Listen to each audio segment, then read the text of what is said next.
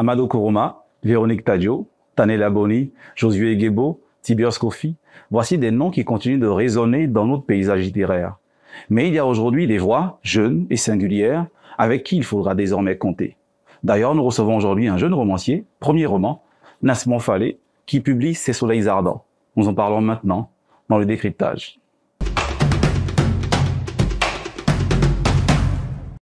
Roman de famille, roman du campus, roman sur l'amitié, qu'est-ce que c'est au juste?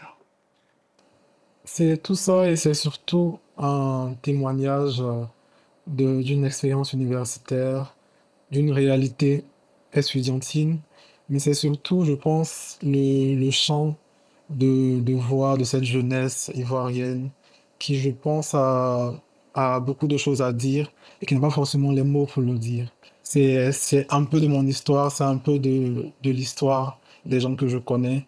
Et voilà, c'est un roman de famille, un roman d'apprentissage, un roman de passage à l'âge adulte. C'est tout ça et bien plus encore. J'aime bien l'expression roman d'apprentissage, sous-genre consacré dans l'histoire littéraire internationale.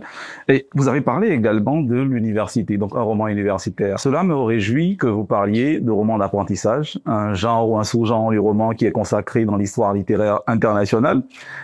Donc ce roman, il raconte l'histoire de deux personnes.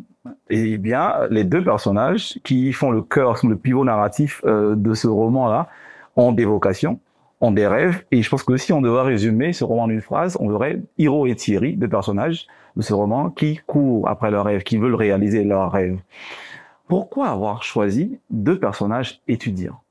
Je veux dire, c'est très rare dans l'histoire littéraire ivoirienne. Si je me réfère seulement à notre histoire littéraire, c'est très rare de voir des étudiants. On le voit en chanson, on le voit dans le rap parfois, dans les séries, mais en littérature, non. Pourquoi deux personnages étudiants? Aller chercher ses vécus, aller chercher ses singularités, passer par le milieu universitaire, passer par le parcours d'un étudiant, c'est, je pense, entrer dans le parcours de tout un chacun. Enfin, pour la grande majorité, on a quand même cette expérience commune de l'université, cette expérience commune du passage de l'âge adulte, et on sait ce que ça représente, ce tournant dans la vie d'un jeune homme surtout, qui arrive là, qui doit se réaliser, qui a tellement de choses à déconstruire pour arriver à une version accomplie de lui-même. D'ailleurs, il y a cet extrait aux pages 38 et 39 que je me fais un plaisir de lire. C'est Thierry qui parle ici. Les haricots avaient un goût de carton et le pain était aussi dur qu'une éponge. Il parle évidemment des plats dans les restaurants universitaires. Après tout le tapage que j'avais fait, mon esprit buta sur les premières pages du document d'histoire de la littérature francophone. Qu'est-ce que j'en avais à foutre, honnêtement? Thierry, c'est un rebelle, c'est quelqu'un qui se rebelle contre l'université. Est-ce que, avec le personnage de Thierry, et même les deux, hein, on a une critique de l'université, une critique des conditions dans lesquelles vivent les étudiants? C'est facile de dire ça. J'ai pas, enfin, je le dis souvent, mais je n'écris pas en essayant d'être quelqu'un de vindicatif, quelqu'un qui va aller à l'affrontement, non. Moi, je raconte le vécu des gens, je raconte l'histoire. Et pour moi, l'histoire, c'est dans tous ces filtres, dans toutes ces nuances, dans toutes ces couches. Et donc, si une de ces couches-là doit s'attaquer à l'université, cette couche s'attaquera à l'université. Donc, pour moi, c'est un passage obligé. Tu ne peux pas raconter des étudiants sans dire ce qu'ils vivent ou en essayant de masquer la réalité. Je pense que c'est malhonnête. Et on a assez eu d'œuvres qui ont brossé nos dirigeants ou l'université dans le sens du poil. Et voilà, donc je pense qu'il est temps de raconter quelque chose d'authentique et de propre à l'étudiant. Vous dites que c'est facile, mais ça reste une critique qui est très claire. L'étudiant Thierry dit bien, qu'est-ce que j'en ai à foutre de ce cours d'histoire de la littérature francophone? Donc, vous pouvez bien dire que oui, nous ne fait que décrire ce que vivent les étudiants, mais il y a tellement de sujets possibles. Là, c'est clairement une critique sur une critique de l'université, une critique des cours dispensés à l'université. C'est vous qui le dites, hein. Mon personnage, je ne lui... Je ne le dis pas, c'est écrit ici. Et je peux en trouver plein comme ça. Par moment, il y a également Thierry qui dit, ces vieux ces vieux amphithéâtres, ces vieilles salles de classe. Écoutez, moi, je travaille dans une certaine logique. C'est-à-dire que je ne sépare pas la voix de l'auteur et la voix des personnages. Donc, on peut dire que c'est une autre manière voilà, de trouver des excuses, mais non. Les personnages vivent par eux-mêmes, les personnages existent avec leur propre langage, avec ce qu'ils ressentent, avec ce qu'ils voient. Donc, quand tu as un personnage comme Thierry, avec tout ce qu'il représente comme jeune homme un peu rural, avec son parler très typiquement ivoirien, tu ne peux pas lui faire dire des choses lisses, tu ne peux pas lui faire dire des choses que tu entendrais dans la bouche d'un policier ou de quelqu'un qui aurait fait de grandes et belles études, etc. Donc, ce que Thierry ressent est naturel et ça ne rentre pas en contradiction avec ce que moi je peux ressentir, mais ce n'est pas moi qui lui fais dire ça. Qui lui fait dire ça? Il parle seul? C'est le personnage. C'est inventé. Qui crée le personnage?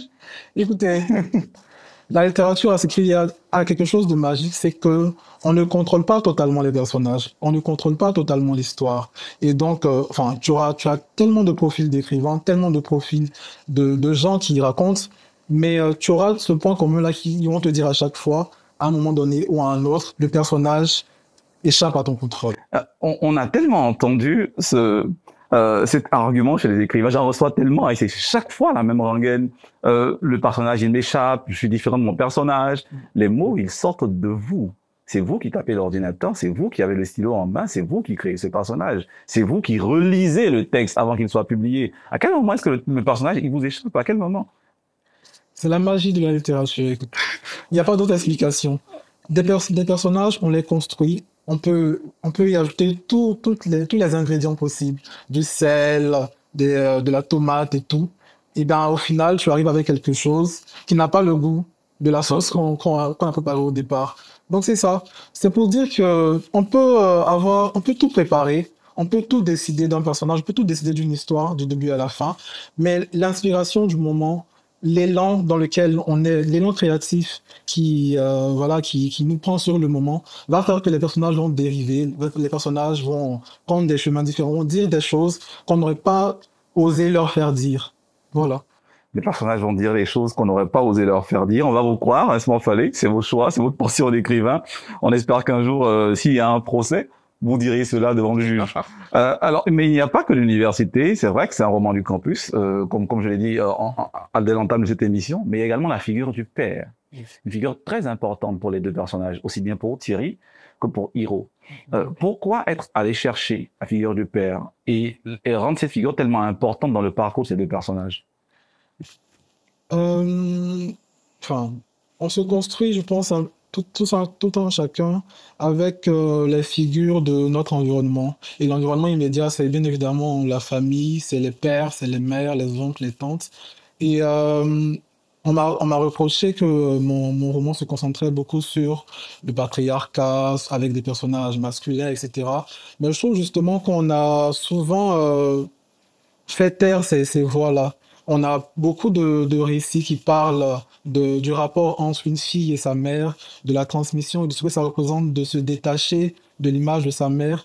Mais on n'a pas, je pense, cet équivalent avec le père et le fils. Et peut-être que, voilà, c'est un sujet difficile et complexe à aborder, mais je pense que j'arrive déjà à faire un pan de ce travail-là avec ces personnages qui ont des figures de pères très différents.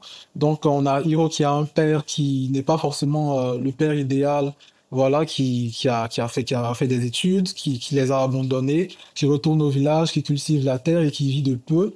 Et tu as au contraire le père de Thierry qui est quelqu'un de très ambitieux, de très puissant dans la société et qui veut justement transmettre cette puissance-là, cette stature-là à son fils.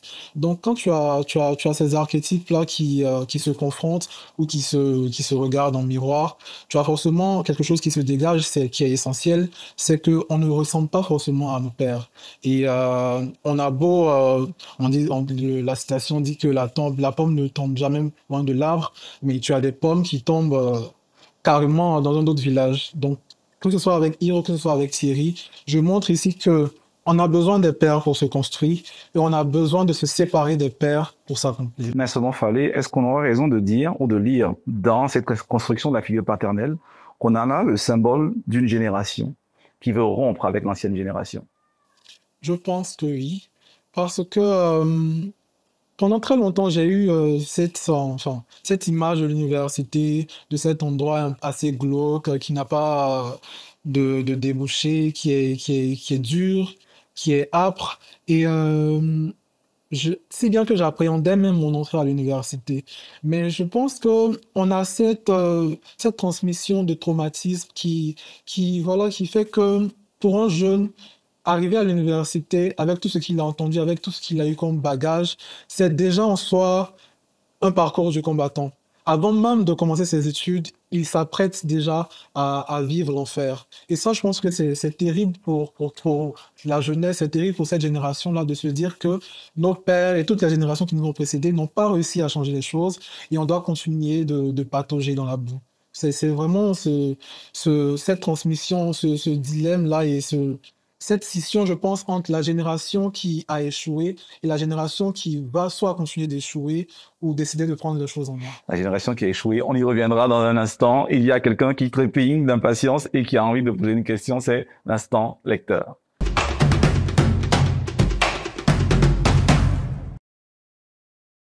Salut, je suis Charles Dago, consultant sportif. Le personnage Nessémon est-il l'auteur Nessémon?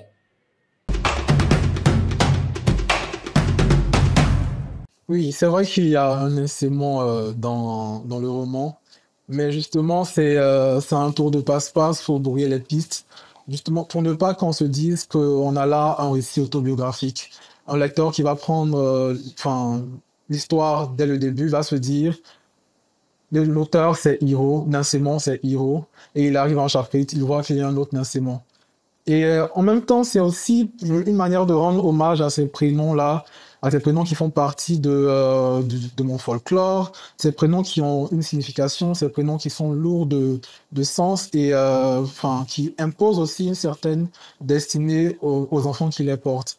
Donc, je trouvais ce prénom trop beau pour ne pas le mettre et c'est un peu narcissique. Mais voilà, il y a un Nessémon, il y a un Hiro, il y a un Dédicé Soablé. Et voilà, c'est des prénoms qui n'ont pas, je pense, été encore exploités dans la fiction ivoirienne en tout cas.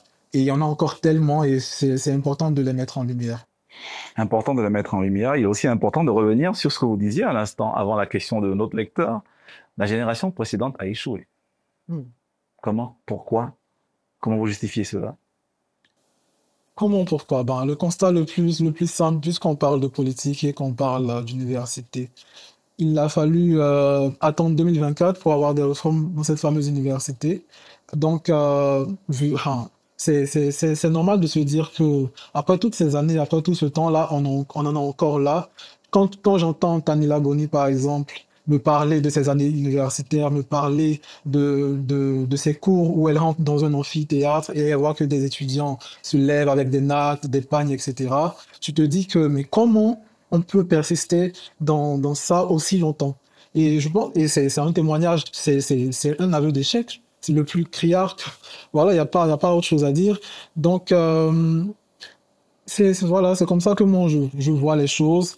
Il y a, il y a cette université, il y a ces jeunes qui arrivent à un moment de leur vie où ils se posent mille questions, ils sont en manque d'opportunités, en manque de débouchés, ils n'ont pas, juste au point qu'ils se disent qu'il faut aller ailleurs. Et j'en parle un peu dans le livre, tu as la figure d'Oulaye qui décide qu'il faut partir, qu'il faut traverser l'eau, traverser toutes sortes de péripéties pour ne serait-ce qu'avoir un travail, ne serait-ce qu'avoir quelque chose pour subvenir à ses besoins. Pour rêver, simplement. Pour vivre, tout simplement. C'est terrible. J'ai pas voulu écrire un roman, un énième roman sur la migration.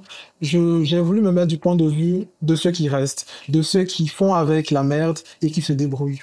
Voilà. Je pense que ce roman, il y a quelque chose de l'ordre de la migration, peut-être interne. Parce qu'on a quelqu'un qui quitte le village comme héros et qui vient à Abidjan. Donc il y a également quelque chose de l'ordre de la migration, de déplacement à l'intérieur. Je pense que de plus en plus, les romanciers africains s'intéressent maintenant aux migrations intra-africaines et c'est très intéressant. Nasciment Fallé, vous parliez à l'instant de l'échec de la précédente génération, pas la mienne. Hein. Je crois qu'on est à peu près de la même génération. Évidemment. Est-ce qu'on peut dire, est-ce qu'on aurait raison de dire que Nasciment Fallé est un romancier engagé? Est-ce qu'il y a un geste purement et volontairement, délibérément politique dans l'écriture de ce roman? Non. Et je répondrai toujours par la négative à cette question, parce que je ne me considère pas comme un écrivain engagé, comme un écrivain politique. Quoique, on peut le dire, hein, la littérature est foncièrement Un politique. écrivain en colère alors? Beaucoup de Non. colère à l'instant sur les échecs de la génération précédente. Vous parliez à l'instant d'Hiro de Thierry Doulaï. Vous avez été étudiant en lettres modernes à l'université, on le sait. Donc écrivain en colère, c'est pas engagé. Pas en colère, mais enfin, je pense que c'est de la frustration, c'est un peu de dédain aussi, parce que tu arrives à à cette observation-là qui est désolante et tu as envie d'en parler, tu as envie de mettre des mots dessus.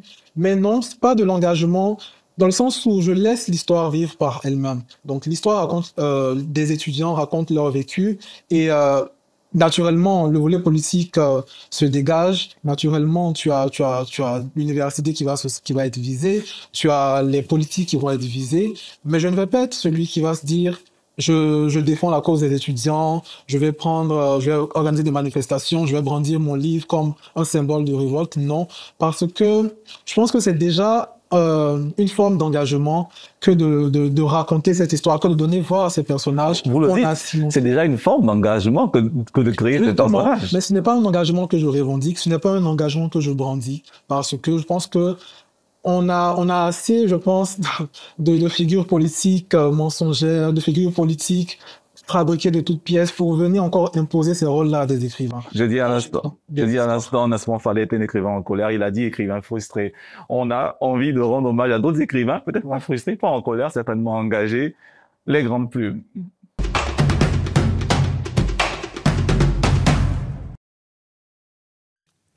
Née en 1973, Emily Boom a grandi à Douala.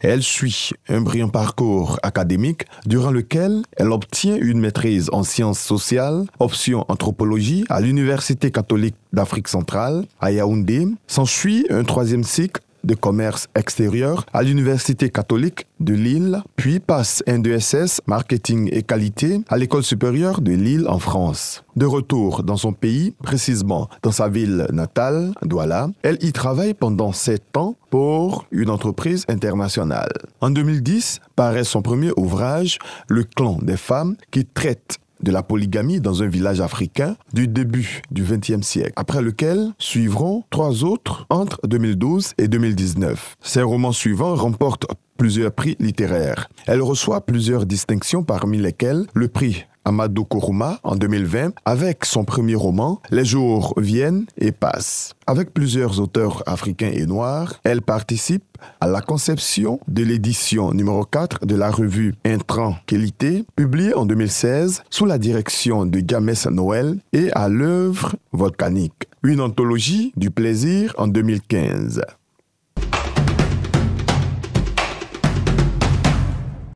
Les jours viennent et passent est certainement mon roman préféré d'Emily Boom, une écrivaine que je suggère à tous les lecteurs et toutes les lectrices en ligne de lire le plus rapidement possible. Nasmon Falé, Emily Boom, déjà lu? Je l'ai lu, oui, son dernier roman, Le rêve du pêcheur, que j'ai adoré, qui m'a bouleversé.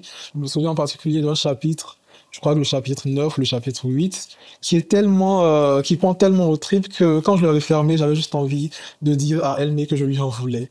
Et quand je l'ai rencontré à Paris dans le cadre de ma résidence d'écriture, c'est la première chose que je lui ai dit.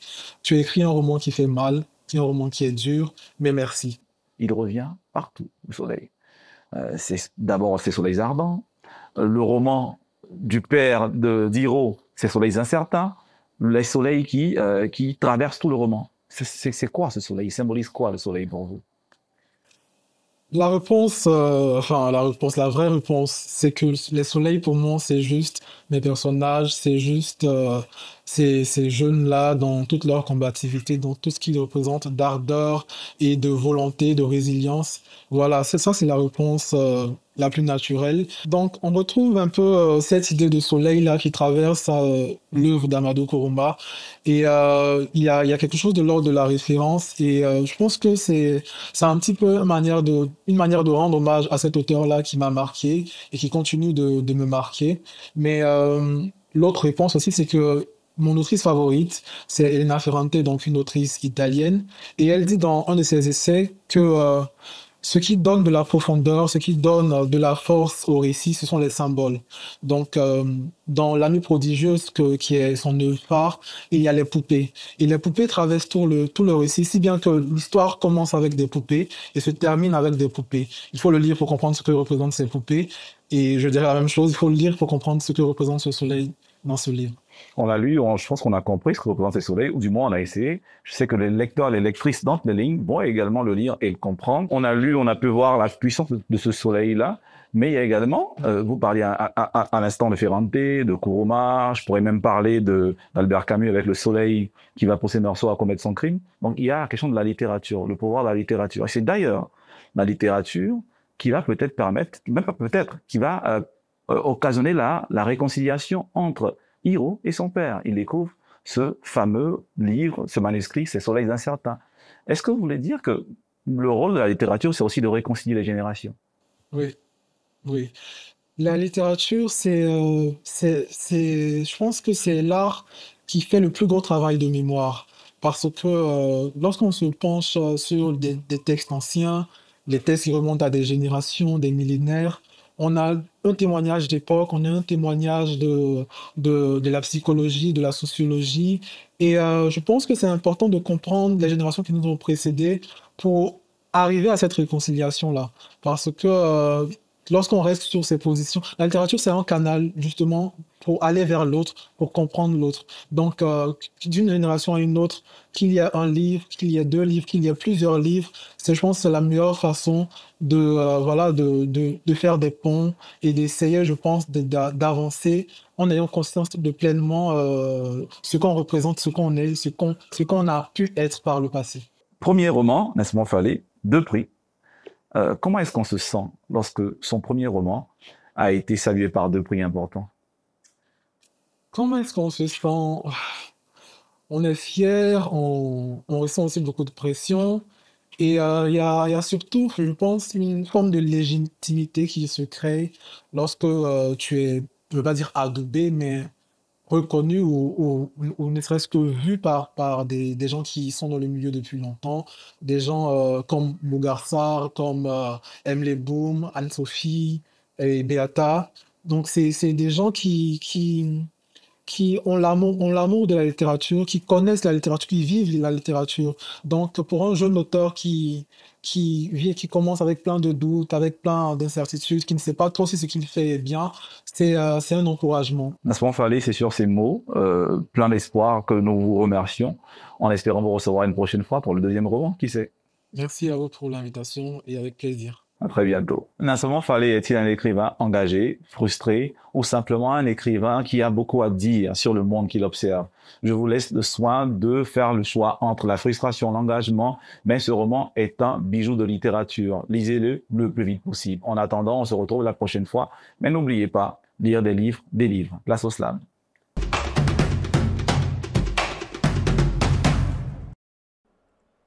Je suis Mohamed Sirassi. J'ai 12 ans, fils de la nuit, frère des ennuis troublants, fils d'un père qui passait son existence à picoler, à s'isoler, à morceler mon enfance. Tantôt accroché à la portière des véhicules en commun, mon âge affaibli frappe aux yeux de chacun. Je crie au secours en faisant appel aux clients qui semblent être complices et figurant.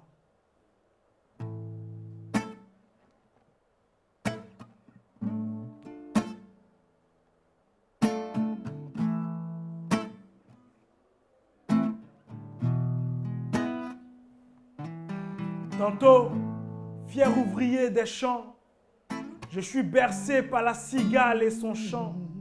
Je résiste à la mort en frappant une herbe ou en essuyant la sueur de mon visage imberbe.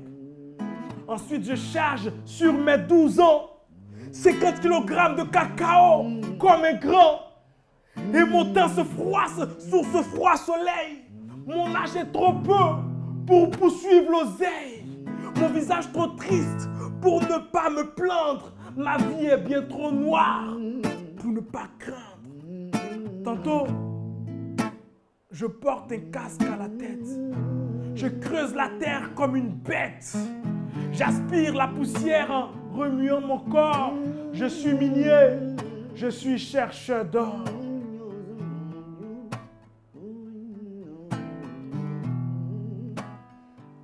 Mais je sais qu'un jour mes cris iront chatouiller les oreilles de Dieu.